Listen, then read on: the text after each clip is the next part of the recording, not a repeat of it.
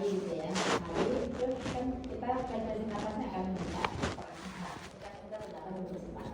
Nah itu karena apa? Karena oksigen di dalam tubuh kita itu banyak digunakan untuk metabolisme, memproduksi ATP ya, memproduksi energi, sehingga untuk metabolisme yang lebih cepat dengan meningkatkan asupan oksigen lewat bernapas cepat. Jadi kalau pasien nggak ngapa-ngapain kok dia nafasnya cepat, itu berarti dia sebenarnya tanda kalau dia mengalami hipoksemia, kekurangan oksigen, hipoksia atau hipoksemia. Atau pasien tanpa sesak nafas, dia nafasnya susah, contoh misalnya asma, yang punya sakit asma. Nah itu kalau pas lagi sesak, ya udah. Nah kalau dia sesak nafas, kalau asma itu kan gangguannya ada pada saluran nafasnya. Masih ingat ya anatomi saluran nafas? Yang biasa diplot berapa? 2 ya, mulai dari hidung, paling, kemudian trachea, bronkus, paling,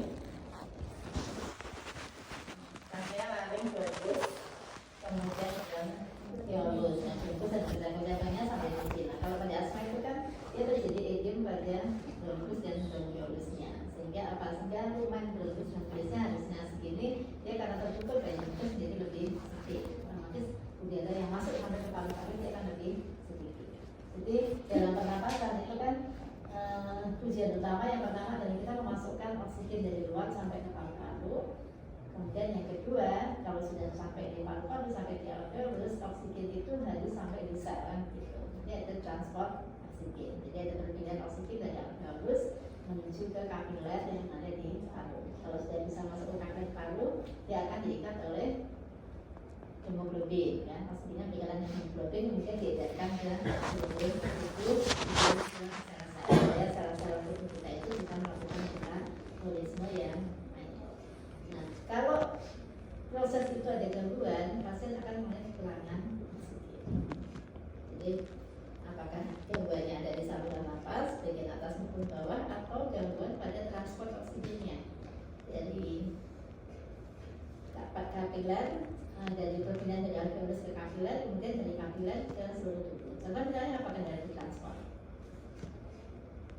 Ketika pasien mengalami anemia, apa itu anemia?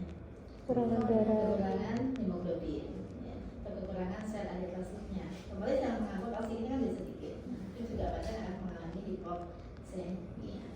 Atau misalnya dia kardiokortitnya kecil, contoh pada pasien gangguan jantung, jantungnya pompa darahnya nggak efektif, sehingga otomatis transport oksigennya dia juga akan kurang. Kalau pada kasus COVID kemarin yang terjadi adalah masalah pada paru.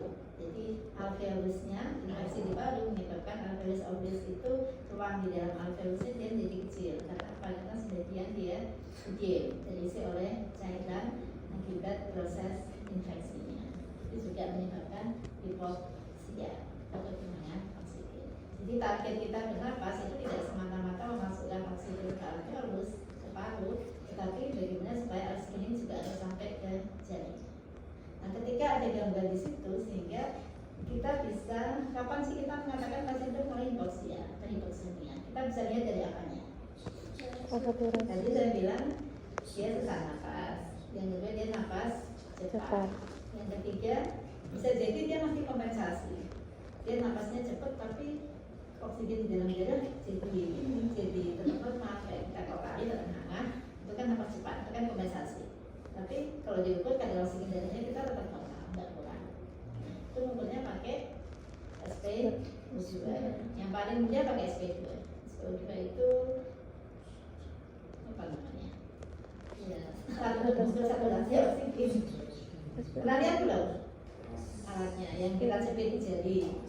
Dulu oximeter namanya. Kita bisa ukur pakai oximeter. Nah, pakai oximeter kita tahu SpO2-nya berapa. Yang normal adalah mungkin jadi 95. Kalau turun di bawah 90 kurang dari 92 berarti dia mengalami hipoksia. Di bawah 94 itu sudah. Kalau sudah kurang dari 92 itu sudah butuh tambahan oksigen dari luar. Artinya apa? Kalau kita bernapas dengan udara bebas ini, itu kandungan oksigennya hanya sekitar 21%. Sisanya apa ya? Sisanya zat-zat atau gas-gas yang lain. Tapi kalau pasien yang hipoksemia dikasih oksigen dengan konsentrasi 100%. Nah, makanya ada namanya tabung oksigen. Nah, jadi oksigen yang ada di dalam tabung itu adalah konsentrasinya oksigen 100%. Tapi kalau kita bernapas ini pakai udara bebas itu kurang dari 100%. Tetapi sebetulnya itu cukup ketika kondisi tubuh kita semuanya normal. Tapi kalau yang kondisi tubuhnya nggak normal, ada berbagai gangguan tadi, maka dibutuhkan oksigen yang konsentrasinya adalah 100%. Supaya yang sampai ke paru itu hanya murni oksigen saja. Yang disebut dengan tekanan parsial oksigen. Kalau udara bebas itu tekanan parsialnya hanya 21% kandungan oksigennya. Tapi kalau oksigen yang ditabung itu yang 100%. Nah, sehingga tadi indikasi untuk pemberian terapi oksigen atau suplemen oksigen adalah pada kondisi hipoksemia. Nah, tadi kita mengukur saturasinya. Kalau kurang dari 92% ya indikasi dia diberikan oksigen yang 100%. Atau kalau yang lebih objektif lagi adalah kita mengukur berapa sih kadar oksigen di dalam darah. Itu pakai namanya analisis gas darah. Jadi kita harus ambil sampel darahnya dengan pakai darah arteri, tidak darahnya. Dia teman ini alat nasal kanul. Ini yang cukup kita pasangkan ke hidung pasien. Nah, posisi pasangnya nanti begini. Jadi ini dibawa di sini. Yes.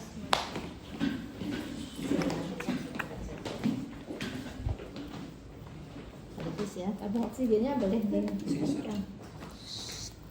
Kenapa dipakai manekin? Karena kalau dicoba ke teman-teman kan nggak mungkin nanti dipakai satu orang terus pindah ke orang lain. Karena ini adalah sifatnya disposable harusnya. Ini dipakai untuk satu pasien. Makanya kemarin kita sepakat itu gimana ya kalau yang penting nanti teman-teman latihan untuk memasangkan ini. Ya. Yang pertama ini kita cek dulu bahwa oksigennya masih ada isinya tabungnya. Nah, kita cek. Nah, ini kita buka dulu. Itu jangan-jangan sudah dibuka. Nah, sepertinya belum. Nah, ini kita buka, itu bukanya ke sini ya, putar ke sini. Nah, ini seperti kita buka aliran gasnya dulu. Saya buka dulu. Nah, ini kemudian ini kita bisa atur. Ya, kelihatan.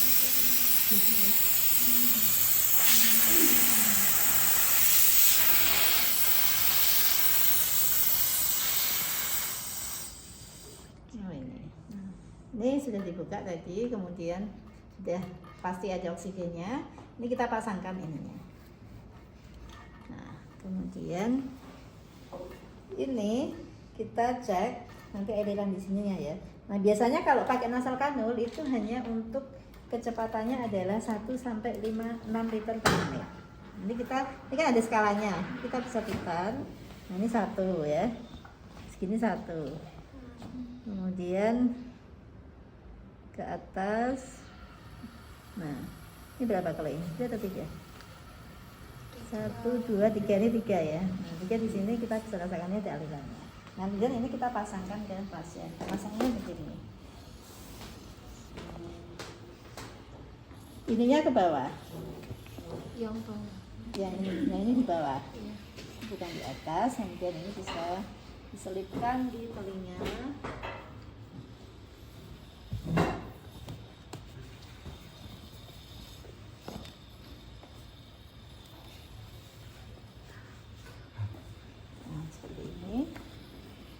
Kemudian ini kita bisa sesuaikan ya. Ini soalnya telinganya nggak bisa diselip.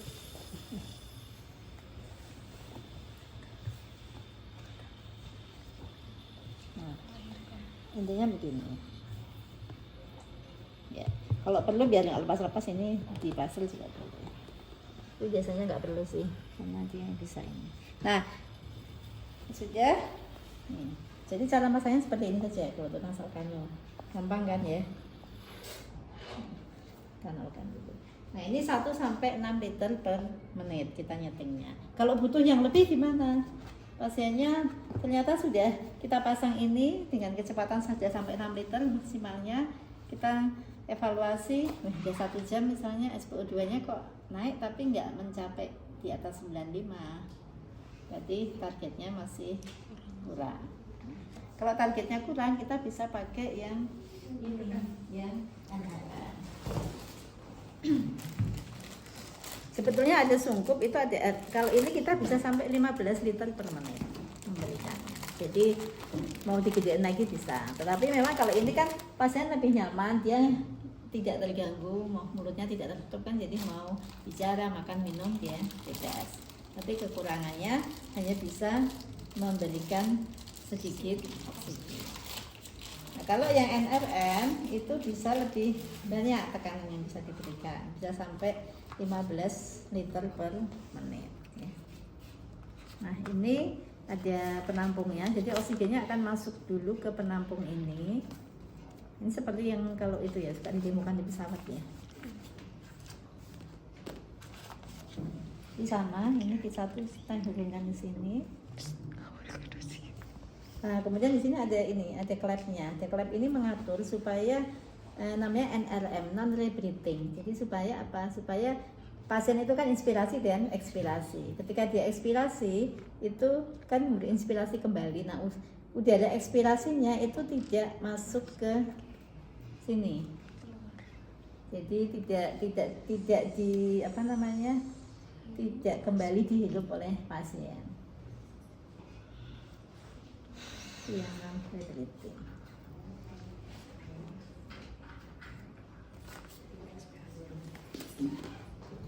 Nah caranya kalau yang ini balon ini harus dikembangkan dulu. Jadi oksigennya itu masuk ke balon dulu, baru kemudian nanti dihirup. Pasiennya napas biasa.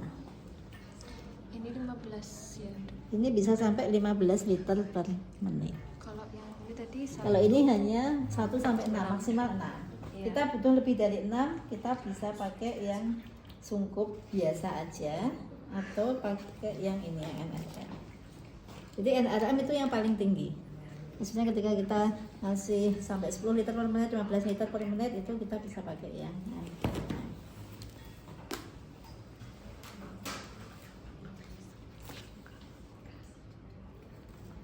Ini sudah, kemudian ini diisi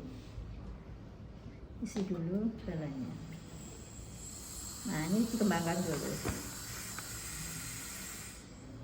Nah kalau sudah mengembang seperti ini kan berarti dia normal.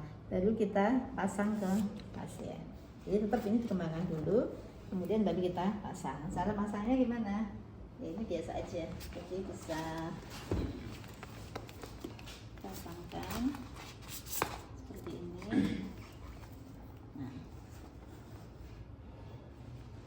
Nah ini untuk ini. Kalau kurang kenceng bisa ditarik untuk mengatur kekencangannya. Seperti ini kemudian pasien bisa napas biasa.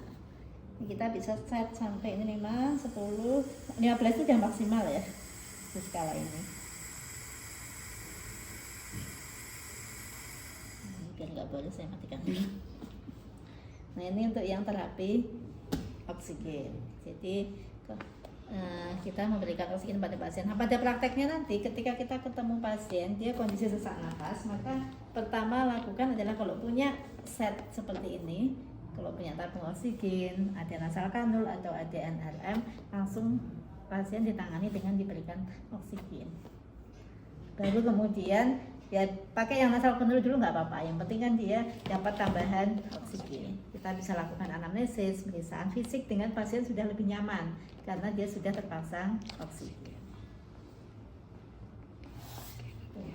Nah, kemudian posisi juga bisa diatur. Artinya kalau posisi berbaring seperti ini dia sesak, kita bisa tinggikan dengan posisi dia yang setengah tidur. Itu berarti gimana? Ya, ini dinaikkan ya bednya. Itu terapi oksigen. Itu berarti ini nggak bertindakan steril. Enggak, ini prinsipnya adalah bersih. Tetapi meskipun bersih, ya kita tetap harus hati-hati karena ini mungkin settingannya adalah dia dari pabrik ikan sudah steril. Maka kita harusnya kita cuci tangan dulu ya. Kita cuci tangan dulu, kemudian setelah cuci tangan bersih baru kita masang. Kemudian ini sungkup sederhana. Kalau ini sebetulnya punyanya ini pasangan ini, tapi sungkup seperti ini tidak pakai balon itu bisa juga kita pakai untuk terapi oksigen. Nah, tidak pakai balon itu dia sungkup sederhana. Ini bisa dengan kecepatan 6 sampai 10 liter per menit. Tetapi memang efektivitasnya untuk memasukkan oksigen sampai ke alveolus dan sampai ke darah memang lebih bagus yang NRM. Ada lagi yang rebreathing. Rebreathing itu seperti ini, ada balonnya juga, tetapi di dalam ini tidak ada katutnya. Kalau ini kan di dalam ada katutnya. Nah, kalau yang rebreathing dia nggak ada katut ini. Nah, ini tadi kita ngecek juga, harusnya kita ini ya, kita cek juga apakah udara oksigennya ngalir ke sini atau enggak. Nah, ini kan ada aliran oksigen ke sini, ada aliran udara, berarti dia normal, katutnya tidak kondisi tidak bumpet gitu ya. Ada juga yang dia tanpa katut ini namanya rebreathing. Jadi kalau rebreathing pasiennya ekspirasi, udaranya akan masuk juga ke sini, udara ekspirasinya. Sehingga yang dia hidup kembali adalah sudah kecampur antara inspirasi dan ekspirasi. Sehingga tidak lagi yang dia hidup itu murni oksigen, sudah kecampur dengan karbon dioksida yang dia hembuskan. Itu juga sama, bisa sampai tekanannya bisa sampai tinggi, tetapi oksigen yang masuk itu lebih rendah. Jadi aslinya itu tadi ya, ada nasal kanul, kemudian ada sungkup biasa, ada sungkup yang non rebreathing seperti ini, ada sungkup yang rebreathing. Jadi ada 4 device sebetulnya. Tapi paling tidak sudah tahu yang nasal kanul sama yang non rebreathing. Jadi bentuknya hampir mirip, cuma kalau yang rebreathing itu nggak ada katup ini. Jadi kan kalau nggak ada katup, kalau ada katup kan udara ekspirasinya dia nggak masuk ke sini. Tapi kalau tidak ada katup kan otomatis masuk. Itu bedanya. Terus, kayak gini habisnya berapa? apanya? Habis apanya? Habis ininya. Ini kan dia kalau buang oksigen terus, jadi nggak akan habis. Nanti kalau oksigennya habis, nah dia kempes, kita harus tahu ini. Makanya kita harus monitor. Ini kan 10 liter per menit itu akan menghabiskan banyak oksigen. Artinya tak satu tabung ini dia akan cepat habis. Tapi kalau hanya pakai nasal kanul yang hanya maksimal biasa rata-rata itu maksimal 6 liter, hanya rata-rata kalau pasien tidak terlalu sesek itu hanya 2 liter, 2-3 liter cukup, itu bisa lebih awet. Artinya awet itu nggak cepat habis. Tapi kalau yang pakai NRM sampai 10 liter, 15 liter memang tabung ini akan cepat habis. Sehingga kalau ininya kok kempes, kita harus tahu oh ini oksigennya habis. Itu isi awalnya jadi seberapa penuh gitu? Ngisi ini ya? Iya. Ya paling dia mengembang maksimal terus udah dipasang. Biasanya kalau pasien yang sudah pakai ini, itu pasien yang kondisinya sudah sesek banget. Kalau nggak dipakai ini malah dia sudah diajak ngomong dia nggak bisa. Artinya apa? Dia nggak enak banget. Mau? Kalau yang nebulizer dok? Nah, nebulizer itu ya, nanti nggak dicerita gitu. Ini terapi oksigen dulu. Terapi oksigen begitu. Ada yang mau disampaikan? Nanti evaluasinya adalah di SPO2. SPO2 nya bisa kita pantau terus, kan kita pasang terus ya, pasang terus sehingga kita bisa lihat oksimeternya dipasang terus, kita bisa lihat ini berapa saturasi. Bagaimana kalau kita nggak berhasil, udah pakai NRM masih nggak berhasil juga? Maksudnya sudah dikasih NRM, dia naiknya dikit banget, tetap nggak bisa mencapai. Nah itu apa namanya? Nebulizer. Ini? Ini apa tadi ini? Jangan-jangan ini NMR. Ya, kalau ini nebulizer, yang ini apa? Ini yang ini. Nah, kalau itu pakai apa? Kita mendorong supaya oksigen itu masuk ke pasien. Masih ada alatnya. Pernah lihat alat baking Oh iya. di pompa itu? Temannya buat Nah, temannya Itu ya pakai yang nebulizer di dia pompa. cuma punya ini aja. Itu nanti kita memberikan namanya ventilasi tekanan Dia positif. pakai ini tuh. Jadi kita dorong supaya, nah itu kan alatnya itu bisa dihubungkan dengan oksigen juga. Sampai 10 liter juga bisa. Kan pasiennya kan dipakai sungkupnya kan. Nah itu dia kita manual. Jadi kalau manual terus orang kita dokternya nggak bisa tidur. Bagaimana supaya nanti nggak usah di baking? Ini kan pakai alat bantu napas dengan ventilator. Jadi yang sudah pakai ventilator itu berarti dia sudah dengan oksigen yang seperti ini itu sudah tidak berhasil. Jadi pakai ventilator supaya ada penambahan tekanan.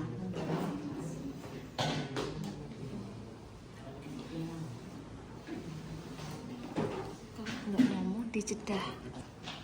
Terapi inhalasi itu maksudnya apa? Kita memberikan obat pada pasien itu kan bisa dengan berbagai rute, dengan per oral atau diminum, dengan per rektal dimasukkan ke rektum, dengan intravena dimasukkan ke vena, intramuskular disuntikkan masuk ke motor, intrakutan dimasukkan ke kulit, subkutan dimasukkan di bawah kulit. Nah ini secara inhalasi. Inhalasi itu artinya dia dihirup dengan cara dihirup. Dia akan langsung masuk ke saluran napas. Sehingga biasanya obat inhalasi ini adalah untuk pasien yang gangguan pernapasan. Paling sering pasien asma. Jadi, sehingga obat yang dipakai biasanya adalah golongan bronkodilator. Bronkodilator itu obat yang akan melebarkan bronkus, karena kalau pada asma dia terjadi spasme bronkus atau bronkusnya dia mengecil bronkus atau bronkiolus. Nah ini bentuknya seperti ini yang inhaler ya, atau meter MDI, meter dose inhaler. Bentuknya seperti ini, jadi ini ada alat ininya, ada alat ini, sementara ini isi obatnya. Nah, ini isinya cairan kalau yang seperti ini. Dalamnya cairan. Nah, karena ini dalamnya cairan, sebelum dipakai harus dikocok dulu. Supaya apa? Supaya homogen. Isinya zat aktifnya adalah serbuk. Cara pakainya gimana? Dikokop. Nah, dikokop ya. Dikokop itu maksudnya. Nah, ini kan ada tutupnya. Jadi jangan cuma bilang ke pasien, "Bu, nanti pakainya disemprot ya." Nanti dia semprot-semprot kayak pakai parfum. Itu enggak jadi sembuh. Dan itu katanya terjadi aja. Ini kok nggak bisa dibuka. Nah, jadi ini penutupnya, ini harus dibuka. Kalau kata teman saya ada rasanya dok, emang iya? Ada? Rasanya? Mungkin ada yang aneka rasa ya. Ini yang bisa pakai. Ini ada rasa. Ini rasa apa ini? Itu nggak ada rasanya. Ini yang plain. Kalau yang berasa-rasa apa? Orange gitu-gitu. Strawberry gitu. Bukan rasa yang kayak gitu sih dok, tapi rasa yang kayak apa ya, nebu kayak gini, hidup kayak gini, baunya. Oh, ada baunya, bukan ada rasanya. Bukan rasanya. Nah, kalau ini, nanti ini posisinya begini, tadi sudah dikocok. Ini masuk ke mulut. Jadi di mulut ya. Di mulut ini masuk ke mulut. Jadi kemudian bibir dikatupkan. Kemudian tapi sebelum itu buang napas dulu pasiennya. Hembuskan nafas dulu, buang nafas. Niup dulu, kemudian ini langsung masuk mulut, dikatupkan, kemudian ditekan kan dia akan nyemprot. Nah, ditekan, kemudian ketika sudah ditekan, pasien diminta tarik nafas dalam-dalam lewat mulut. Ditekan dulu baru tarik nafas, nggak barengan dari dok. Kalau di pas asma gimana dok? Hah? Kayak Iya, itu langsung. dia cepat, dia kan gitu dia langsung. Nah, kemudian dia tarik nafas dalam lewat mulut, ya hidung dan mulut boleh ya. Kemudian tahan nafas selama 10 detik. 1 2 3 4 5 6 7 8 9 10. Setelah menghirup ini tahan 10 detik, kemudian lepaskan biasa saja. Dia selesai. Nah, kalau dia selesai, dia diminta untuk kumur-kumur. Supaya apa? Supaya nanti nggak ada tidak kandiasis. Tidak banyak yang tertelan.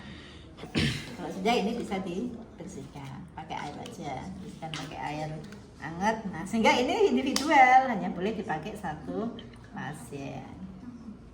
Jadi kalau nanti ketemu pasien asma, kok kebetulan di situ ada apotek, ya udah langsung ambilkan obat ini, dia langsung suruh itu. Sehingga pasien asma dia harus biasanya kalau memang yang sudah itu dia akan selalu membawa obatnya. Nah ini yang model disemprot karena isinya cairan. Ada model yang lain itu isinya serbuk di dalam. Kamu punya? Yang bulat. Yang bulat, Iya, iya. warna ungu. Warna ungu. Nah besok dibawa ya biar teman-temannya tahu. Itu kayak apa sebenarnya diajari cara pakainya. Jadi kalau itu bulat warna ungu, saya kasih gambarnya sih ya. Ini yang modelnya memanjang, yang ini biasa kayak tabung juga, tetapi tidak ada ininya. Ada yang ini yang bulat warna ungu. Ini hanya model kemasannya aja. Nah kalau yang memanjang ini sama. Jadi ini harusnya kayak di ini dulu. Ini yang warna merah. Ini bisa untuk mengatur. Jadi ini sudah ada. Ini satu kemasan ini untuk berapa kali penggunaan atau berapa dosis itu sudah ada. Kalau yang ini ada nggak ya? 200. Ini 200 dosis. Jadi bisa dipakai untuk 200 kali nyemprot.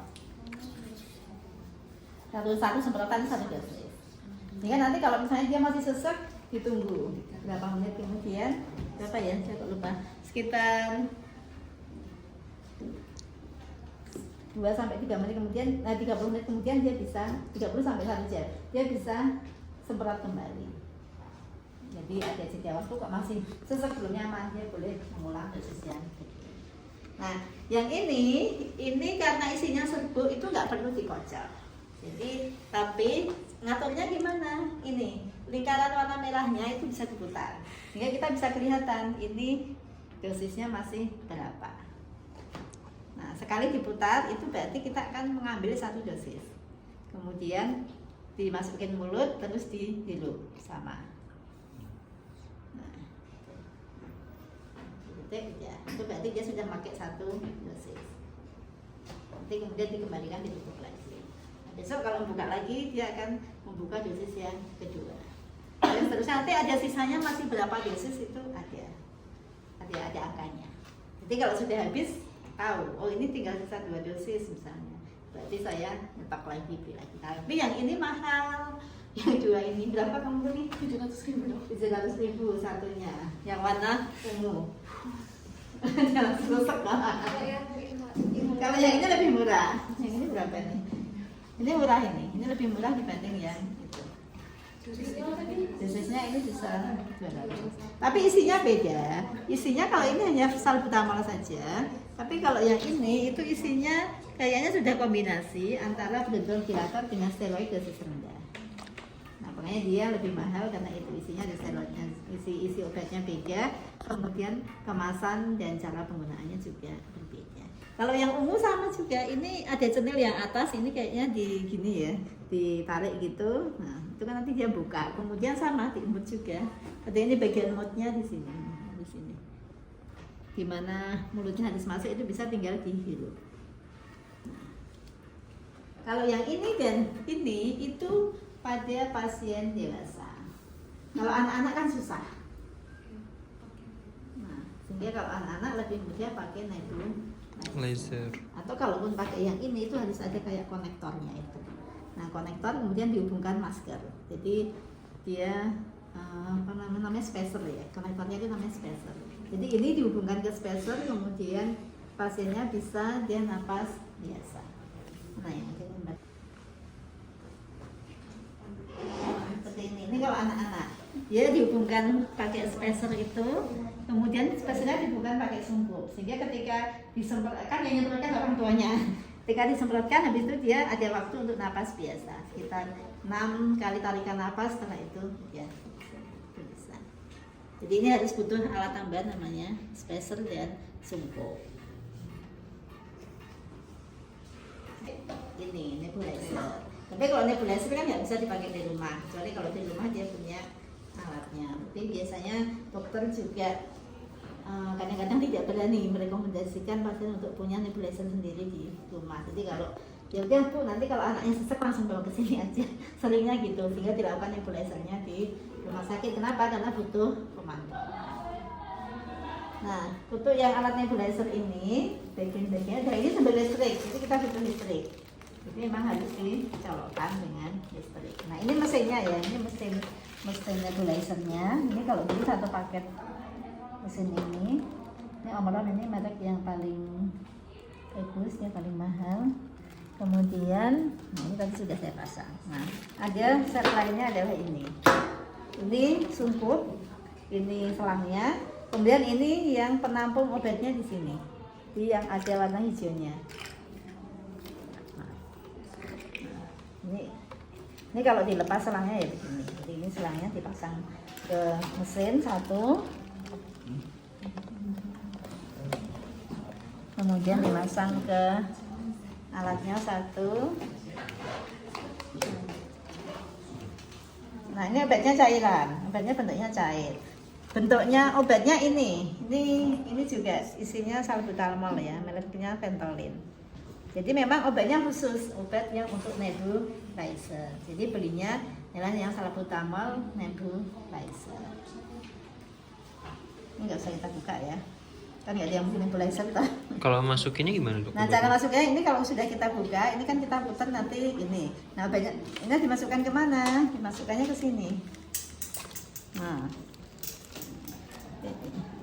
Nah, ini isinya 2 mili obatnya, kita masukkan, kemudian kita tambahkan sampai 4 mili. Boleh sampai 4 mili, boleh sampai maksimal berapa ini? 6 ya. Angkanya ini loh, ada 2, 4 sama 6. Nah, ini misalnya kita masukkan sampai angka. Jangan lupa ini yang warna hijau ini harus tetap ada ya corongnya. Jadi kalau corongnya nggak ada harus dicari.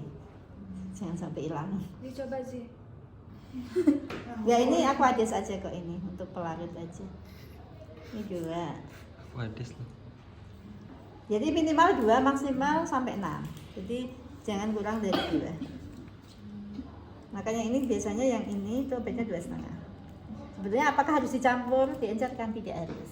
Tapi kalau kita mau awet itu maksudnya di nebulizernya lebih lama, nggak cepat habis, ya kita encerkan pakai Aquades. Atau ada yang kadang juga ada obat yang dia dicampur. Ini kan isinya salbutamol aja. Dan biasanya ada ditambah dengan yang steroid dosis rendah. Namanya jadi ada dua obat yang dimasukkan. Ini salbutamol, nanti ambil lagi 1 yang steroid. Sudah begini kemudian ini kita tutup. Nah, tutup kemudian ini dipasang ke pasien ya. Pasang pasiennya seperti tadi kita masang sungkupnya, kemudian tinggal dinyalakan mesinnya. Colokin, dibuka, cari sumber listriknya, dibuka. Berarti obatnya ini nanti dicampur dok sama. Langsung mulai lagi. Nah, tapi kalau ditambahkan Aquades atau NaCl itu kan dia jadi lebih banyak, jadi bisa lebih lama kita melakukan nebulizer. Yang mana? Yang biru-biru depan itu. Corong. Oh ini. Enggak boleh apa ini. Ini tuh kayak ini ya, isinya ya udah. Nah, isinya ini nanti akan keluar bentuknya menjadi asap. Sehingga kan kalau pasien bilangnya di UGD diuap atau di asap.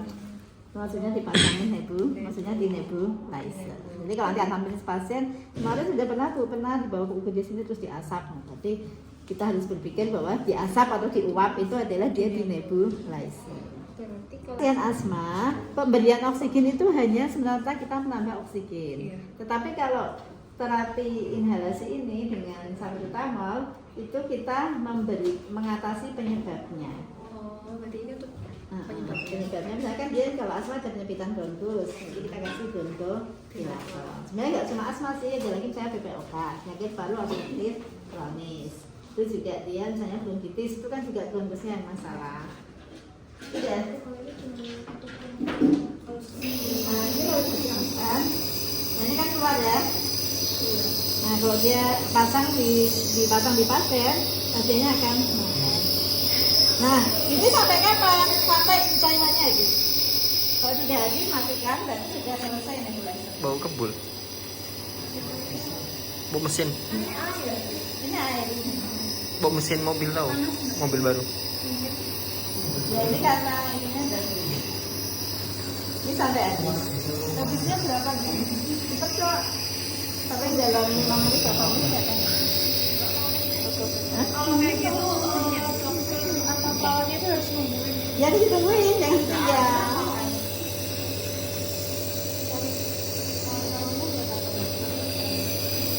Ini untuk ini apa namanya mengubah partikel air ini cairan ini menjadi asap. Dia kan akan memecah partikel ini kan isinya obat. Nah, partikel obatnya dipecah jadi lebih kecil lagi.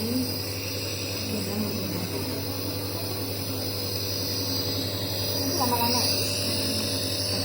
sampai habis. Oke, sudah.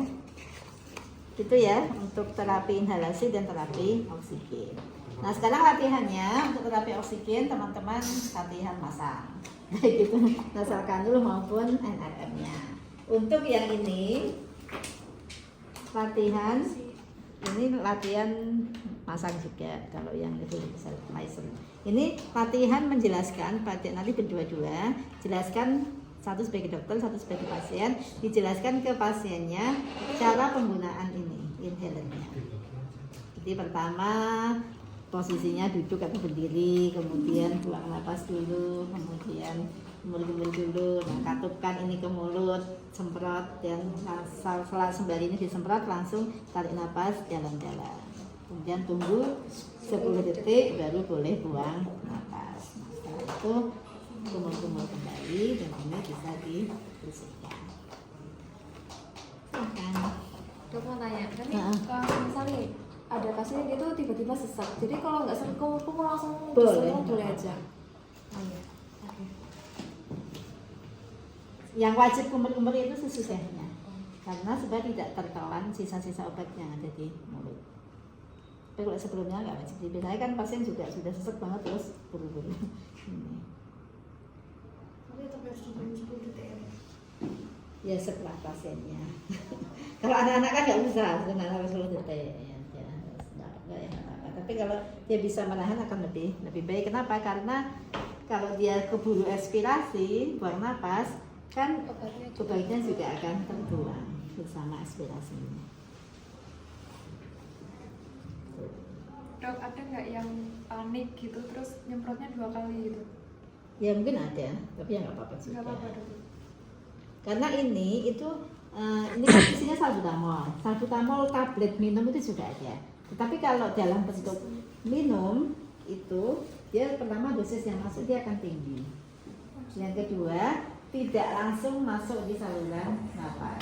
Ya. Kalau minum kan oral dia butuh proses absorpsi, distribusi, dan dia akan sampai di targetnya. Targetnya berarti kita maunya di saluran napas kan maunya yang cepat, nah yang cepat pakai yang inhaler. Kenapa tetap ada sediaan yang tablet dok? Padahal kan konsepnya lama. Karena yang tablet lebih murah. Nah, selain konsepnya lama, itu juga ini apa namanya efek yang lain, efek sampingnya itu kalau yang tablet dengan dosis yang masuk ada yang besar, efek sampingnya dia akan lebih tinggi, terutama tidak nyaman apa efek samping salbutamol. Efek di jantung apa? Takikardi. Nah, itu kan takikardi. Tapi kalau ini ya, karena kan dosis masuk kecil dan langsung masuknya ke saluran napas. Kelebihannya itu, nah, biasanya memang obat itu kalau yang bagus sesuai target, kemudian efek samping sedikit dia akan lebih. Nah kalau dia lagi tadi yang bawa dalamnya serbu itu dosisnya lebih kecil lagi dari yang ini. Kemudian bisa juga dia untuk profilaksi. Itu dikatakan kalau pasien asma itu sebetulnya dia walaupun tidak dalam serangan itu karena dia dasarnya adalah alergi, kan? Dasarnya adalah hipersensitivitas itu bisa terjadi yang namanya inflamasi kronik. Meskipun dia tidak manifest secara klinis, tidak ada keluhan, tetapi inflamasinya jalan terus. Nah, sehingga kadang kenapa dikasih kombinasi dengan steroid yang dosis kecil kalau yang di MDI itu supaya inflamasinya tidak terjadi. Itu bisa untuk mencegah kekambuhan. Jadi kadang-kadang nanti tergantung pasien itu status asmanya dia apa. Itu nanti bisa kita belajar ya kalau kita masuk ke penyakitnya. Dia kan macam-macam, ada derajat ringan, derajat sedang, derajat berat, ada yang status asmatikus, nah, ada yang dalam serangan, ada yang tidak dalam serangan. Nah kalau dia tuh sering banget kambuh, biasanya sama dokter akan disarankan pakai yang tadi bentuk tersebut yang dipakai setiap ada serangan, nggak ada serangan, tiap hari pakai dulu. Gitu. Supaya apa? Supaya proses inflamasinya, inflamasi kronis karena reaksi hipersensitivitas itu benar-benar terkontrol. Itu lebih bisa untuk kontrol. Tapi kalau yang ini biasanya pada kondisi dia serangan. Yang nebulizer juga pada kondisi. Bisa ditamik, silakan biasa praktek. Ini yang ini perpasangan berdua, yang ini dan oksigen silakan untuk mencoba praktek.